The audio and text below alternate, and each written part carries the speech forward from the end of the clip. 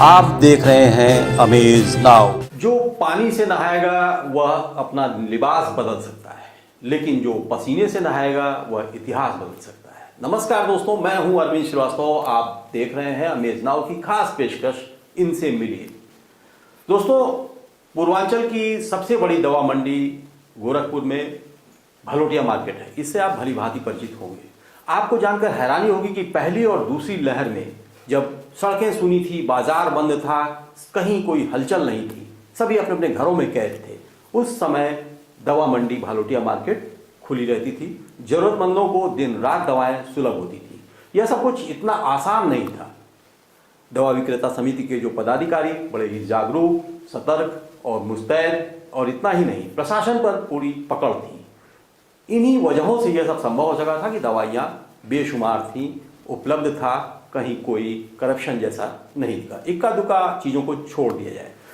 तो दोस्तों, आज दवा विक्रेता समिति के जो अध्यक्ष हैं योगेंद्र दुबे जी, आज हमने उन्हें अपने स्टूडियो में आमंत्रित कर रखा है अपने कार्यक्रम इनसे मिलिए में। तो आइए उनसे मुखातिब होते हैं। योगेंद्र दुबे जी, बहुत बहुत स्वागत है हमारे स्टूडियो में। हमारे दर्शक आपके साथ हैं हमारे कार्यक्रम इनसे मिलिए में। एमएस नाउ के सभी दर्शकों को मैं सादर प्रणाम करता हूं। सबसे पहला सवाल ये आता है कि भलोटिया मार्केट या मेडिसिन से संबंधित जो मार्केट है वो पूरे प्रदेश में, या कह लीजिए पूर्वांचल का अहम एक बाजार है वो दवा से संबंधित। तो इसमें भी आप दवा विक्रेता समिति के अध्यक्ष हैं। तो इस पदाधिकारी या इस तरीके के कार्यकारिणी के गठन की आवश्यकता क्यों, जबकि वो सिर्फ लाइफलाइन बिजनेस है वो? जी। दरअसल क्या है कि दवा विक्रेताओं का चाहे जिला स्तर हो, राज्य स्तर हो या देश के स्तर पे एक बहुत बड़ा समूह है, और इसी समूह में जो है इंस्पेक्टर राज एक तो कायम है दवा विक्रेताओं को। तो जहां इंस्पेक्टर राज कायम होता है वहां उत्पीड़न की भी आशंका होती है, एक चीज। और दूसरी चीज, बहुत सारी छोटी कंपनियां और मल्टीनेशनल कंपनियां जिनका कारोबार हमारे साथ होता है, कई बार क्या होता है उन कंपनियों द्वारा भी हमारे दवा विक्रेताओं का उत्पीड़न होने की संभावना रहती है, चाहे वो एक्सपायरी ब्रेकेज को लेकर मामला हो, चाहे क्रेडिट नोट और डेबिट नोट को लेकर बिजनेस में मामला हो। तो इसलिए हमको ये संगठन बनाने की आवश्यकता पड़ी, और हम कोशिश करते हैं कि अपने जिले स्तर पे जो भी हमारी दवा विक्रेताओं की समस्याएं हों उसको हम मिल बैठ के पूरी बोर्ड के साथ सॉल्व करें। कोई अधिकारी अगर उत्पीड़न करता है तो उसके पास जाएं और उससे संबंधित वार्ता करें, और अपने दवा विक्रेताओं को, चूंकि लाइफलाइन है तो एक हमको जागरूक भी करना पड़ता है कि समय के साथ, और देश जैसे डेवलप कर रहा है तो आप दिनों दिन ग्रोथ करो और समय के साथ चलो, और प्रदेश सरकार की या देश के सरकार की जो गाइडलाइन हमारे लिए आती है उसके प्रति हम प्रतिबद्ध रहें और उस तरीके से हम कार्य करें। योगेंद्र जी, एक और इसी से जुड़ा हुआ सवाल है कि 2017 में योगी सरकार आई और एक साल बीता होगा, एक साल के ही आसपास का वो समय था जब आप लोगों को सड़कों पर उतरना पड़ा।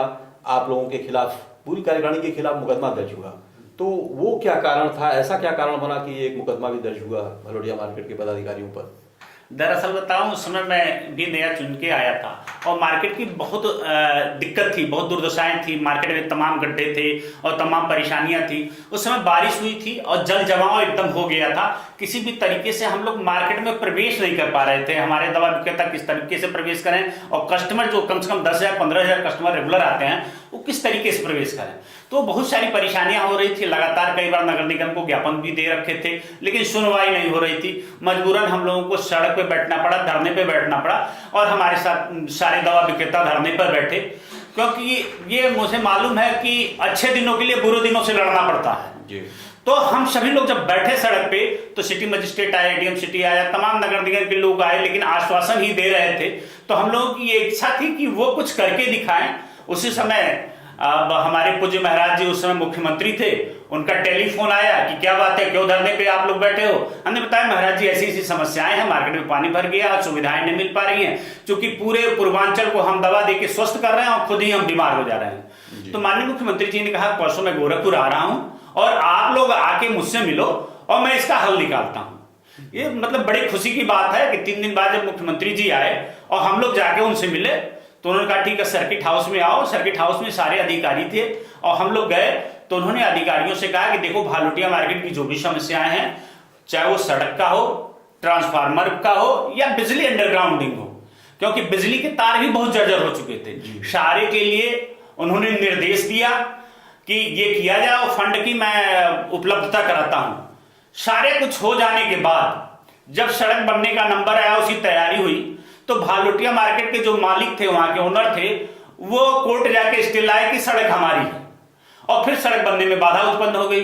तो हम लोग जिलाधिकारी से मिले, के विजेंद्र पांडियन जी थे, और एडीएम एफआर थे राजेश कुमार सिंह जी, और महापौर नगर निगम के सीताराम जायसवाल जी, और नगर आयुक्त थे और अभियंता थे सुरेश कुमार जी। इन लोगों से जब मिले और कई बार मिले तो इन लोगों का बड़ा सपोर्ट मिला, और इन लोगों ने कहा नहीं सड़क बनेगी, और माननीय मुख्यमंत्री का आदेश भी है। लेकिन चूंकि वो स्टे लाए थे, नगर निगम के पास अपनी कोई बोर्ड होती है, फिर उसमें उन्होंने पास कराया और बोला कि ये सड़क अगर 2 महीने के अंदर ये लोग बना लेंगे जो इसके ऑनर है, तब तो ठीक है, नहीं सड़क हम बनाएंगे और पैसा दवा व्यापारियों से वसूलेंगे। तो उसमें लगा कि सारे दवा व्यापारियों पर मुकदमा होना था, तो हमने उन लोगों से प्रार्थना किया कि अगर करना है तो हमारे संगठन पे कर दीजिए। तो उन लोगों ने संगठन पे मुकदमा किया, उनके पे मुकदमा किया, लेकिन उस दौरान फिर सड़क बनी और हम लोगों में बड़ी प्रसन्नता हुई। अब माननीय मुख्यमंत्री जी से मिला गया फिर, तो सारे मुकदमे खत्म हो गए। उसके बाद चूंकि वो जब हमारा लाइन कमजोर होता था, वो पावर नहीं मिल पाती थी, कई बार हमारे कंप्यूटर बैठ जाते थे, हमारी एसी नहीं चलते थे, तो माननीय मुख्यमंत्री जी के आदेश से मैं धन्यवाद देना चाहूंगा प्रदेश मुखिया को कि उन्होंने 2 बहुत बड़े बड़े ट्रांसफार्मर भी लगवाए और हमारे मार्केट की बिजली भी अंडरग्राउंड हुई। बस एक समस्या भी और है जिसके लिए हम लोग जूझ रहे हैं। हमारे यहाँ यूरिनल नहीं है, और माननीय महापौर जी से वार्ता भी हुई है और नगर आयुक्त से भी वार्ता हुई है। तो अगर ईश्वर चाहेंगे तो बहुत जल्द अगर यूरिनल लग जाएगा तो हमारी भालुटिया मार्केट भी गोल घर की तरह से बहुत सुंदर और बहुत खूबसूरत हो जाएगी। बहुत बढ़िया। यानी कि जो आप लोगों ने मुकदमे आप लोगों पर लगाए गए, बोझ हुए, वो सड़क नाली बिजली की समस्या को लेकर था। चलिए दोस्तों, बहुत अच्छी अच्छी बातें हो रही हैं, अभी और भी कुछ बातें होनी बाकी है। कहीं जाइएगा नहीं, क्योंकि एक छोटा सा ब्रेक लेना होगा, तो ब्रेक के बाद हम फौरन लौटते हैं, इंतजार करिए। वेलकम टू जया शक्ति इंफ्राकॉन LLP। 5 अलग अलग साइट्स चल रहे हैं गोरखपुर और बस्ती जनपद में। हर प्रोजेक्ट पर पाएं कम दाम में प्लॉट या बनवाएं अपने सपनों का आशियाना। Ayush golf city, Sunauli road, Gorakhpur. Ayush residency, Karjaha, Gorakhpur. Ayush smart city, Sonbarsa, Gorakhpur. Ayush global city, Madapar, Gorakhpur. Ayush green city, Parsa Jafar, Basti. हर प्लॉट की रजिस्ट्री पर मिलेगा सोने का एक सिक्का। नमस्कार, हम जया शक्ति इंफ्राकॉन से। हमारा प्रयास है कि हर आय वर्ग को आवास उपलब्ध कराया जाए। आयुष सिटी का सपना, सबके पास हो घर अपना। ब्रेक के बाद आप सभी का स्वागत है और फिर हम लोग बात करना शुरू करते हैं। योगेंद्र जी, अब आते हैं असल सवाल जो पिछले 2-2.5 सालों से परेशान कर रहा है पूरी दुनिया को। हम बात कर रहे हैं कोरोना की, तो अभी की क्या स्थिति है? जैसे कि ओमिक्रॉन भी गोरखपुर में तो पता नहीं, लेकिन पूरे भारत में पूरा तहलका मचाया हुआ है। पहले की अपेक्षा इस बार उसका वेव थोड़ा कम जरूर है, लेकिन ये तीसरी वेव है। जी। तो भालुटिया मार्केट में इसकी क्या तैयारियां हैं? आपके संगठन की तरफ से, प्रशासन की तरफ से कितना आपको सहयोग मिल पा रहा है? देखिए, ये जब ओमिक्रॉन की ये तीसरी वेव आई, तो जब शुरुआत हुई इसकी, तो आप मीडिया बंधुओं के माध्यम से, देश के मुखिया के माध्यम से, प्रदेश के मुखिया के माध्यम से, प्रशासन के माध्यम से हम लोगों को ये आभास हो गया कि ओमिक्रॉन आ रहा है, कोरोना की तीसरी लहर आ रही है। और लगभग ये उस समय अंदेशा जताई गई कि फरवरी के फर्स्ट वीक में जो है ये पीक पर होगा, और उसको लेके हम लोगों को तैयारियां करनी थी। चूंकि पिछली 2 लहर का हम लोगों के पास जो है वो पुराना अनुभव था, और उस अनुभव को लेते हुए हम लोगों ने, चूंकि अब ऑल इंडिया के ड्रग कंट्रोलर ने भी एक पत्र जारी किया था जिसमें 5 दवाओं का उन्होंने जिक्र किया था, पैरासीटामोल, एमॉक्सिसिलिन, एजिथ्रोमाइसिन और कफ सिरप, डॉक्सीसाइक्लिन, इन सब दवाओं के संग्रह के लिए किया था। प्रदेश के ड्रग कंट्रोलर ने भी हम लोगों को, हमारे प्रदेश के संस्था के अध्यक्ष श्री दिवाकर सिंह जी के नाम, महामंत्री श्री आदरणीय सुधीर अग्रवाल जी के नाम और गोरखपुर के अध्यक्ष मंत्री के नाम एक पत्र जारी किया था, जिसमें उन सारी दवाओं के साथ तमाम रेमडेसिविर, फेविफ्लू और उस समय की जितनी दवाएं थी, जिंक और कैल्शियम, मास्क, सैनिटाइजर, नेबुलाइजर और जो थर्मामीटर है, डिजिटल थर्मामीटर, इस सारे की संग्रह की बात की।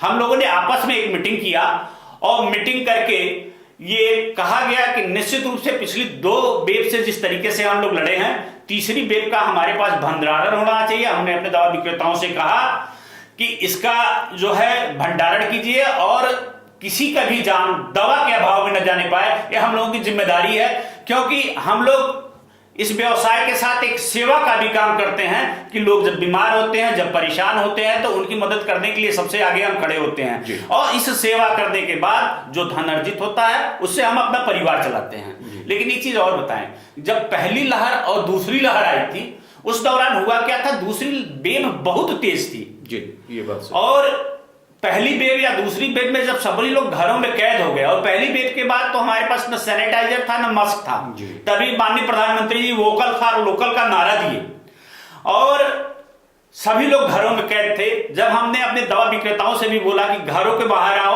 और आज हमको लोगों की जरूरत है और हम दवा देंगे और लोग स्वस्थ होंगे, तो उनके भी परिवार के जन, कहीं पत्नी हुई, माँ हुई, तो वो लोग भी डरते थे कि मेरा बच्चा और मेरा पति जब मार्केट में जाएगा तो कहीं ग्रसित ना हो जाए, कहीं परेशानी ना हो जाए, कोई नहीं चाहता था। लेकिन मैं सैल्यूट करना चाहता हूं अपने दवा विक्रेताओं को, जो उस समय हमने एक ही चीज कहा था कि अगर इरादे नेक हो, हौसला बुलंद हो, तो बड़ी से बड़ी परेशानियों से निश्चित रूप से लड़ा जा सकता है। प्रशासन ने इतना सहयोग दिया जिसका हिसाब नहीं, तो वो ट्रांसपोर्ट के लोग भी निकले और उन लोगों ने भी दवा पहुंचाने का काम किया और आपने देखा होगा कि किस तरीके से हम लोगों ने मंडी को उस दौरान, मेरे सारे संगठन के लोग लगे हुए थे कि चारों जो प्रवेश द्वार था उसमें पानी की टंकी रखे, उस पर सैनिटाइजर हम लोगों ने रखा, हाथ धुलने के लिए रखा और जब लोग आते थे तो बाहर हाथ धुल के सैनिटाइज करके ही मार्केट में प्रवेश करते थे। हर दुकान पे सैनिटाइजर रखे थे हम लोग और मास्क भी रखे थे, जो मास्क नहीं लगा के आता था उसको दिया गया। एक आदमी लाउड स्पीकर पे बैठाया गया है जो कोरोना की गाइडलाइन पालन करने के लिए हमेशा बोलते थे। चूंकि मार्केट में बड़ी रस न हो, इस नाते उस समय के तत्कालीन एसएसपी साहब ने हम लोगों का बड़ा सहयोग किया था और सामने की पार्किंग जो है वो खुलवा दिया था कचहरी क्लब की। तो भालुटिया के जितने वाहन थे कचहरी क्लब में आते थे, तो इसलिए भालुटिया में भीड़ नहीं लगी और उत्तर प्रदेश के तमाम मंडियां बड़ी बड़ी बंद हो गई, लेकिन भालुटिया मार्केट उस समय भी काम कर रही थी और हम लोगों ने लगभग 15-20 जिलों को दवाएं उपलब्ध कराया और ये सब प्रभु की कृपा से और हम लोगों के नेक इरादे से ही संभव हो पाया। बिल्कुल, बहुत सही बात कहा। आप लोगों के इरादे नेक थे, हिम्मत के साथ आप लोग उस माहौल से लड़ रहे थे आप लोग। लेकिन वहीं बात अब आती है दवाओं के संग्रह की बात आपने कही जी, तो उसमें कालाबाजारी होती थी, मनमाना दाम होता था, भ्रष्टाचार होता था। मतलब ऑक्सीजन सिलेंडर का जो रेगुलेटर बोला जाता है वो 8-8 हज़ार रुपये में बिकता था। रेमडेसिविर का अभी आपने नाम लिया, रेमडेसिविर का, तो वो जने एक आध पकड़े भी गए, कुछ केसेस भी हुए। तो ये सब पर आप लोग किस तरीके से नियंत्रण कर पाते हैं या नहीं हो पाता है ऐसे समय में? देखिए, अगर वही मैंने कहा इरादे नेक हो और कार्य करने की लालसा हो तो निश्चित रूप से नियंत्रण होता है। जो रेमडेसिविर की बात कर रहे हैं कि तमाम सुना होगा पूरे देश और प्रदेश में ब्लैक हुआ, लेकिन मैं गारंटी के साथ कह रहा हूं कि रेमडेसिविर इंजेक्शन जैसे ही गोरखपुर में किसी भी स्टॉकिस्ट को सप्लाई होता था, उसकी एक कॉपी जिले के अध्यक्ष और महामंत्री के पास, हम लोगों के पास, और एक कॉपी ड्रग ऑफिस और डीएम के पास जाती थी कि इतनी रेमडेसिविर गोरखपुर में आई। और आप विश्वास नहीं मानेंगे, जो 4000 की रेमडेसिविर थी, अगर हमारी 1800 लागत आई हो तो हमारी व्यापारियों ने 1900 रुपए में उसको इनवाइस किया, मात्र 100 रुपए ट्रांसपोर्टेशन और सारी चीजें लेकर, और उसका पूरा डाटा रखते थे। जो मरीज था, डॉक्टर की लिखी पर्ची या रेमडेसिविर इंजेक्शन लिखा हो, उनका आधार कार्ड और पेमेंट लेकर, और आज भी मैं जितना गोरखपुर में रेमडेसिविर आया है, एक एक वायल की आज भी आपको डिटेल दिलवा सकता हूं कि कोई एक वायल फर्जी नहीं सप्लाई हुई है। गोरखपुर में कतई नहीं आप सुने होंगे कि रेमडेसिविर कहीं ब्लैक हुई है। हाँ, एक आध इंजेक्शन ब्लैक होने की जो सूचना आपको मिली मीडिया के माध्यम से, वो पकड़ा गया था, वो किसी नर्सिंग होम से स्टाफ के माध्यम से चोरी होके गई थी, इसलिए ये चीजें आई थी। दूसरा जो आप कह रहे हैं कि दवाओं की डंपिंग हुई, ब्लैक मार्केटिंग हुई, मैं दावे के साथ कह सकता हूं जितनी दवाएं मिली, और कई मीडिया चैनल ने भी पूछा कि कोई भी दवा हमारे दवा व्यापारी ने एमआरपी के ऊपर बेची हो, उस समय भी मैंने कहा था मुझे ले आके साक्ष्य प्रकट कीजिए। एक भी दवा ऐसी नहीं थी जो उसके ऊपर भी। रेगुलेटर, एक चीज की शिकायत आई है और उसको मैं स्वीकार भी करता हूं, जो ऑक्सीजन रेगुलेटर की शिकायत थी। ऑक्सीजन रेगुलेटर क्या है, बहुत कम बिकती थी, डिमांड में नहीं थी। उस समय क्या हुआ, यहां जैसे स्टार्ट हुआ, जब प्रदेश में स्टार्ट हो गया और देश के स्तर पर भी स्टार्ट हो गया। तो जब ये रेगुलेटर स्टार्ट हो गया तो बाहर से आ ही नहीं रही थी। तो जितने हमारे अच्छे दवा विक्रेता थे तो उनको लगा कि जैसे 1500 का रेगुलेटर है, 2000-2500 दाम होगा तो लोग कहेंगे ब्लैक मार्केटिंग कर रहे हैं। तो उन लोगों ने कहा कि भैया हम नहीं मंगा पाएंगे क्योंकि ये आरोप लग रहा है कि ब्लैक मार्केटिंग हो रहा है। फिर यहाँ प्रशासन से बात हुई, प्रशासन ने कहा फिर भी ये जरूरत है, लोग मर न जाए, तो चाहे जिस रेट पर उपलब्ध हो जाए उस रेट पर उपलब्ध हो कराइए। तो जो बाहर से जो रेट आया उसी रेट पे हमारे दवा विक्रेताओं ने बेचा। मैंने प्रशासन से भी कहा कि अगर आपको लगता है कि हमारे दवा विक्रेता ब्लैक मार्केटिंग कर रहे हैं, मैं कंपनी का नाम बता रहा हूं, मैं एड्रेस बता रहा हूं, मैं पैसा दे रहा हूं, आप मंगवा दीजिए और 1 रुपया कोई मेरा दवा विक्रेता नहीं लेगा। जिस रेट पे आएगा उसी रेट पे बिकवाने की हमारी जिम्मेदारी है। जी, अब बात होती है जो हर तरीके के जो भी व्यवसाय हैं उनका अपना तौर तरीका है, कहीं लाभ है कहीं हानि है। ऑनलाइन दवाओं का जो बिजनेस है, लाइफलाइन बिजनेस पहले भी हम लोगों ने कहा है जी, तो इससे आप लोगों को बड़ी परेशानी है, क्या वजह क्या है? देखिए, ऑनलाइन व्यवसाय से दिक्कत ये आ रही है कि अभी बहुत जो औद्योगिक बड़े घराने हैं वो इसमें प्रवेश कर गए हैं। टाटा 1M जी के माध्यम से थी, अभी अंबानी जी भी प्रवेश कर गए हैं। ये लोग ऐप के माध्यम से हमारे दवा विक्रेताओं से मिल रहे हैं और तमाम लोगों से मिल रहे हैं और ये डायरेक्ट मैक्सिमम मुनाफा देकर और उनको बलगलाकर ये इस व्यवसाय पर कब्जा करना चाह रहे हैं, पहली चीज। दूसरी चीज क्या है कि ऑनलाइन व्यवसाय में जैसे अभी कोई नार्कोटिक्स आइटम है, नींद की दवाएं हैं, वो हमारे दवा विक्रेता से किसी दुकान पे जाइए 2-4 टैबलेट मांगिए, आपको नहीं मिलेगा। ऑनलाइन के माध्यम से जब ऑर्डर होता है इन दवाओं का तो कुछ लाइसेंस में लोचा है, वो लोग सारी दवाएं प्रोवाइड कर देते हैं, तो डब्बे की डब्बे दवाएं मिलती हैं। तो जो हमारी नौजवान नस्ल है, जो देश का भविष्य है, वो बर्बाद हो रहा है इन दवाओं को खाकर, पहली चीज। और दूसरी चीज, देश की अर्थव्यवस्था, जैसे सीमा पे प्रहरी सैनिक होता है जो देश की रक्षा करता है, वैसे देश की अर्थव्यवस्था का प्रहरी ये व्यापारी है जो व्यापार करके कर संग्रह करता है। और जो सरकार रोजगार के लिए चिल्लाती है कि रोजगार नहीं है, तो एक एक दुकान पे 5-5 एम्प्लॉय हैं। अगर सबसे ज्यादा किसी ने रोजगार दे रखा होगा तो शायद हम व्यापारियों ने ही रोजगार दे रखा है।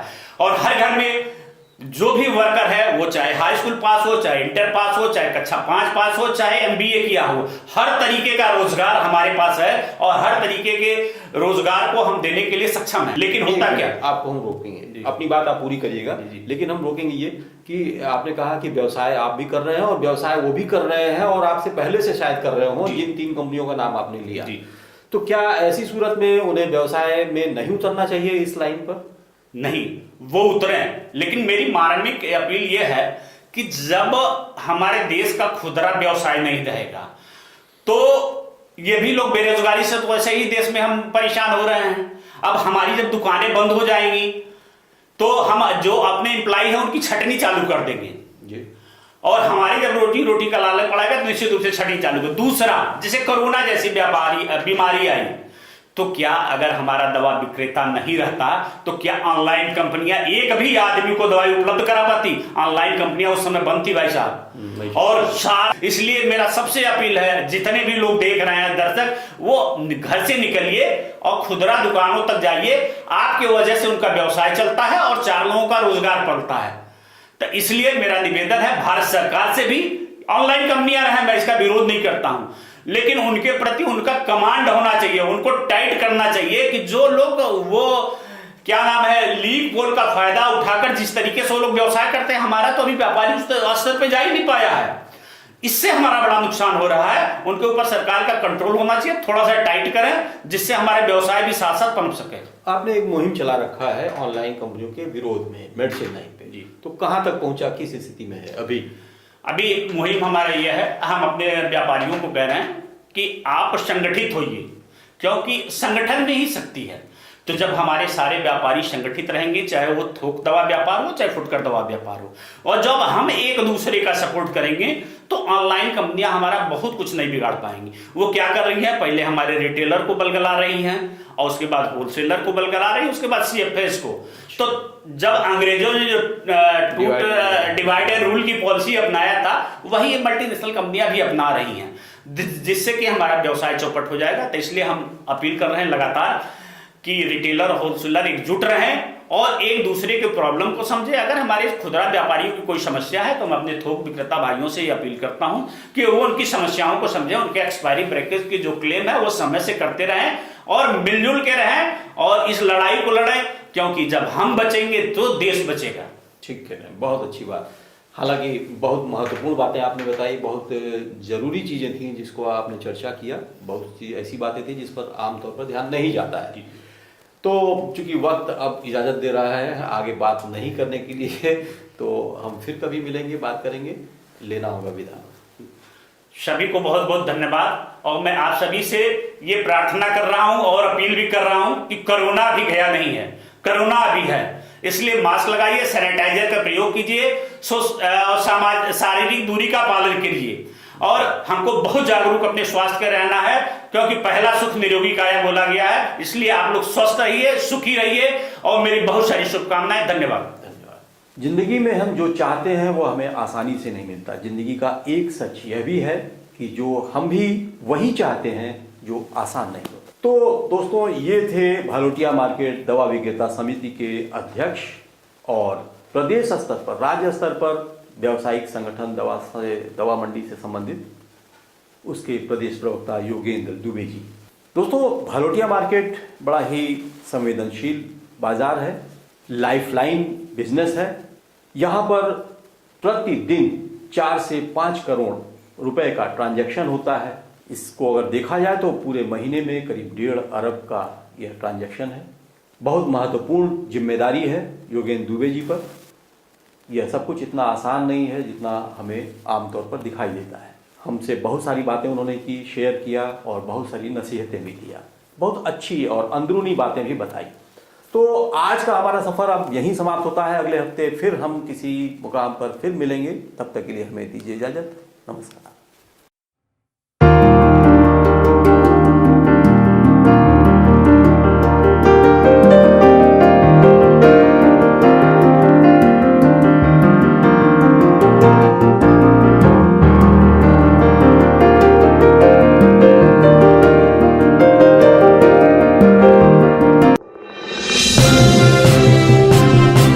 आप देख रहे हैं अमेज नाउ।